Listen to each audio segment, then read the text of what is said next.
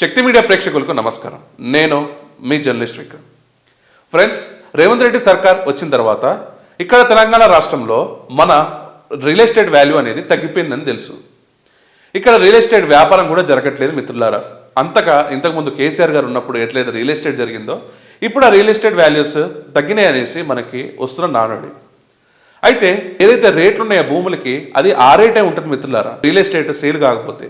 కానీ ఇక్కడ మనం చూసుకుంటే మనకి దాదాపుగా 70 నుంచి 100 కోట్లు ఏదైనా భూమి రేటు తగ్గుతుందా?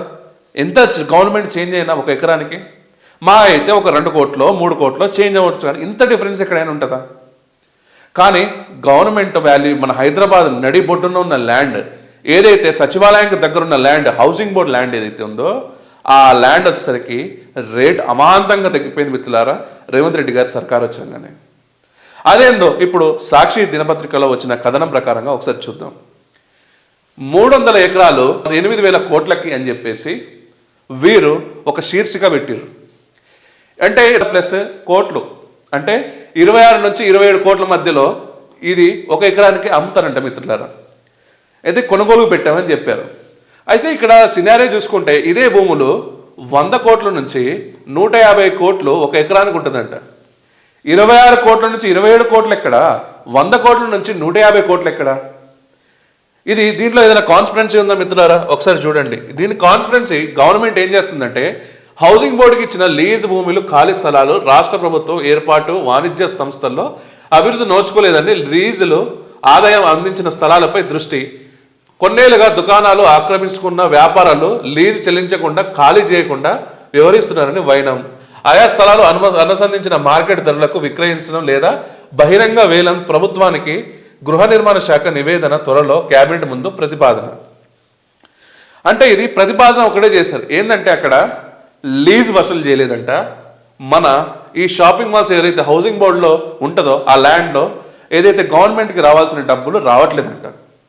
అయితే ఇక్కడ గవర్నమెంట్ ముక్కుపిండి మన కరెంటు బిల్లులు వసూలు చేస్తుంది. ఏది మన దగ్గర కామన్ పీపుల్ దగ్గర, మరి వీళ్ళ దగ్గర ఎందుకు వసూలు చేయట్లేదు? అరే భయ్, కరెంటు బిల్లు కట్టకపోతే నీ కరెంటు కట్ చేస్తారు. ఇలాంటి సంస్థలు ఉన్నా కూడా ఇట్లా ఖాళీ చేయట్లేదు అంటే అర్థం ఏంటి? ఇంకోటి ఇక్కడ చూస్తే మిత్రులారా, దాదాపు ఇక్కడ ఒక పెట్రోల్ బంక్ అనేది 20 ఏళ్ళ నుంచి ఉందంట. ఆ పెట్రోల్ బంక్ దానికి లీజ్ కూడా చెల్లించలేదంట. ఉదాహరణకు చెప్తున్నారు వీళ్ళు. అంటే ఆ 20 ఏళ్ళ నుంచి కబ్జా చేసుకుని ఉన్న ఆ బిగ్ మీదకి, ఆ పెట్రోల్ బంక్ మీదకి ఎందుకు మీరు హైడ్రా ఉపయోగించుకోవట్లేదు? అంటే ఇప్పుడు 20 కోట్ల నుంచి లీజ్ అనేది ఎన్ని రోజులు ఉంటుంది మిత్రులారా? ఎగ్జాంపుల్గా ఆ లీజ్ అగ్రిమెంట్ ఎప్పుడైతే బ్రేక్ అయిందో ఇది 20 ఇయర్స్ నుంచి, అంటే రాజశేఖర రెడ్డి గారికి సోయలేదనుకుందాం, కిరణ్ కుమార్ రెడ్డికి సోయలేదనుకున్నాం, కేసీఆర్ గారికి కూడా దాన్ని పట్టించుకోలేదనుకున్నాం. మరి రేవంత్ రెడ్డి గారు హైడ్రా పెట్టారు కదా మరి దాని మీద. మరి హైడ్రా పెట్టినప్పుడు ఇప్పుడు ప్రభుత్వ స్థలాల మీద కబ్జా చేస్తే దాని మీద హైడ్రా ఎందుకు జులిపేయలేదు? కానీ గాజుల సింగారంలో ఏదైతే భూములు ఉన్నాయో దాని మీద మాత్రం హైడ్రా కొరడా ఫటాఫట్ ధనాధన అనుకుంటా వెళ్ళి కూల్చేస్తుంది. కానీ ఇక్కడ సచివాలయం పక్కన ఉన్న ఈ హౌసింగ్ బోర్డులో ఎవరైతే కబ్జాగా పెట్టుకున్నారో ఆ బంక్ ఓనర్ మీద ఇప్పుడు దాకా చర్యలు లేవు. అండ్ ఇక్కడ ఇంకోటి శీర్షిక చూస్తే ఒక బడా నేత కూడా దాన్ని కబ్జా చేసుకొని కూర్చున్నాడంట. ఆ బడా నేత మీద మరి ఎందుకు మీరు యాక్షన్ చూపెట్టలేదు? అంటే మీరు ఏది గాజు సింగారంలో చిన్నోళ్ళు కామన్ పీపుల్ ఉన్నారని చెప్పేసి వారి మీద మీ హుకుం చెలాయిస్తారు. కానీ ఇక్కడ బడాబావుల మీద, ఈ పెట్రోల్ బంక్ ఓనర్ మీద మాత్రం మీరు హుకుం చెలాయించలేరు. మరి హైడ్రా పెట్టడం ఎందుకు రేవంత్ రెడ్డి గారు దండగ కాకపోతే? హైడ్రా రంగనాథన్ గారు అక్కడికి వెళ్ళి ఏమైనా భజన చేసుకుంటూ కూర్చున్నారా అని చెప్పేసి ఇప్పుడు సామాన్యులు ప్రశ్నిస్తారు మిమ్మల్ని. అండ్ ఇక్కడ 100 కోట్లున్న 300 ఎకరాలంటే గవర్నమెంట్కి ఎంత లాస్ ఫ్రెండ్స్? ఒక్కసారి ఆలోచించండి. ఎంత లాస్ అవుతుంది ఇక్కడ? 8,000 కోట్లు ఇక్కడ, అసలు సగానికి సగం కూడా తీసుకోవట్లేదు కదా. 100 కోట్లు ఎక్కడ, ఇక్కడ 26 కోట్లు ఎక్కడ? 26 నుంచి 27 కోట్లు.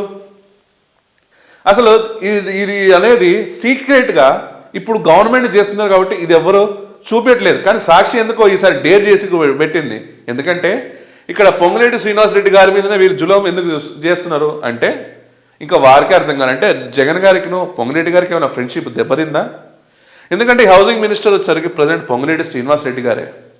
మరి వారు ఒక మంచి రియల్టర్, వాళ్ళు వచ్చేసరికి ఒక కన్స్ట్రక్షన్ కంపెనీ ఉంది రాఘవ కన్స్ట్రక్షన్స్, వారికి ఈ భూమి వాల్యూ తెలియదా మిత్రులారా? నిజంగా అడుగుతున్నాం. ఇది పొంగులేటి శ్రీనివాస్ రెడ్డి గారికి మంచి రియలేటర్కి ఈ ల్యాండ్ వాల్యూ అనేది తెలీదా? మరి ఎందుకు అంత తక్కువకి వేలం వేస్తున్నారు? మీరేమైనా ఓపెన్ టెండరింగ్కి పిలిచారా? దీంట్లో పిలవబోతున్నారా? మీరు జస్ట్ ప్రతిపాదన పెడతామనుకుంటున్నారు, నిజమే. పొంగులేటి గారు నిజంగా మీరు ప్రతిపాదన పెట్టాల్సింది దీని మీద, కానీ ఈ రేటుకి మాత్రం పెట్టద్దు. ఎందుకంటే ఇది తెలంగాణ ప్రజలకి, ప్రతి ఒక్కరికి దాని మీద హక్కు ఉంటుంది. ఎందుకంటే ఇది తెలంగాణ ప్రభుత్వ భూమి కాబట్టి ప్రతి ఒక్కరికి రేటు ఉంటుంది. కాబట్టి మీరు దానికి అకౌంటబిలిటీ ఉండాలి. 8,000 కోట్లు అంటే మిగతా అంట ఎవరి జేబులోకి పోతుంది మిత్రులారా? ఈ రాగా జేబులోకి వెళ్తుంది అనేసి నాకు క్లియర్ డౌట్ దీని మీద. ఆ రాహుల్ గాంధీ పాకెట్స్లోకి, ఆ కిడ్డీ బ్యాంక్లోకి పెట్టేస్తే ఆయన జోడో యాత్రలు, న్యాయ యాత్రలు, ఇంకేమైనా యాత్రలు చేసుకుంటూ కూర్చుంటాడు. ఎందుకంటే దీనికి ఎగ్జాంపుల్గా జోడో యాత్రకు వచ్చేసరికి మన తెలంగాణ బస్సులు, రిజిస్ట్రేషన్ అయిన బస్సులు వెళ్ళింది మనం వైనం మనం చూసాం. సో ఇక్కడ రేవంత్ రెడ్డికి న్యాయయాత్రకి తెలంగాణ బస్సులు వెళ్ళిన వైనం మనం చూసినాం. వారికి సెక్యూరిటీ ఎవరు పంపించారో కూడా చూసాం. బీహార్లో ఎన్నికలు జరిగితే ఇక్కడ ట్రబుల్ షూటర్కి వెళ్ళేసి బీహార్లో ఎన్నికల్లో ప్రచారం చేస్తుంటాడు, ఇక్కడ జూబ్లీ హిల్స్ లాంటి ఎలక్షన్ ప్రచారం వదిలేసి. ఎందుకంటే ఇక్కడ పొంగులేటి గారు వచ్చేసరికి ఫండ్ రైజర్ కాబట్టి ఈ కాంగ్రెస్ పార్టీకి. నెంబర్ 2గా ఇప్పుడు పొంగులేటి శ్రీనివాస్ రెడ్డి గారు ఉన్నారు.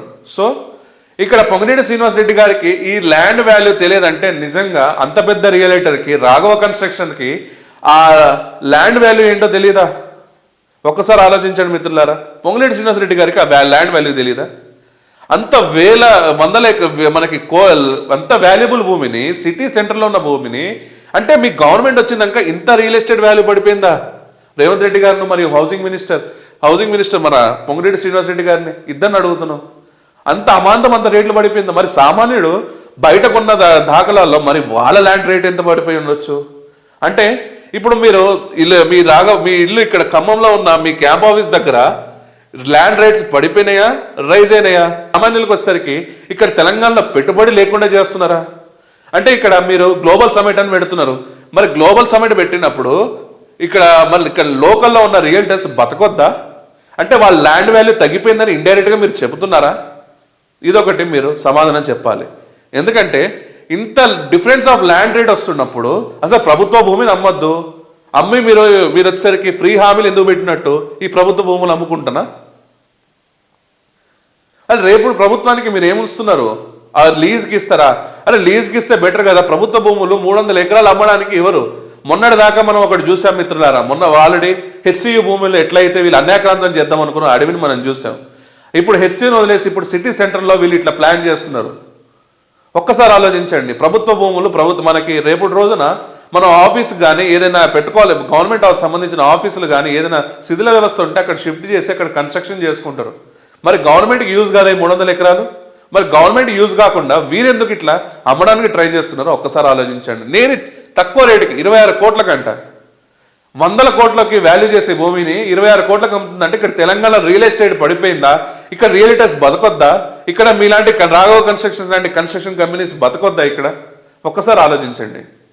అండ్ దీ న్యూస్లో వాస్తవం ఉందా లేదా ఫ్రెండ్స్? 8,000 కోట్ల కంటే ఏంటని అర్థం? ఒక్కసారి ఆలోచించండి. అంటే రియల్ ఎస్టేట్ వాల్యూ పడిపోయిందనేసా వీరి ఉద్దేశం?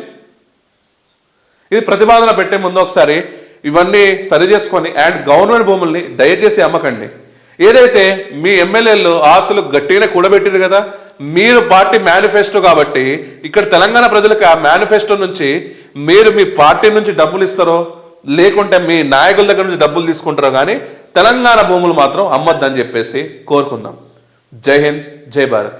ఈ వీడియో కానీ మీకు నచ్చినట్టయితే friends like, share and comment చేయాల్సిందిగా కోరుకుంటున్నాను.